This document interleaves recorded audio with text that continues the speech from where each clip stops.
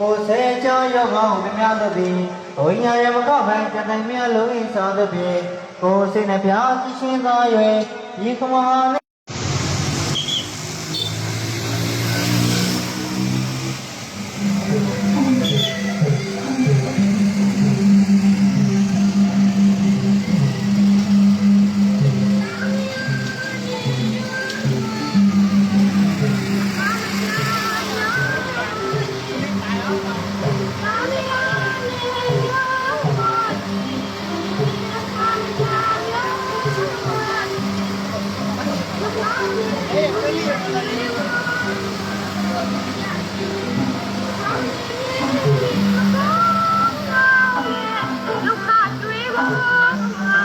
ယမကုထိုရှိဇောအိမြေမိသားတသောလောက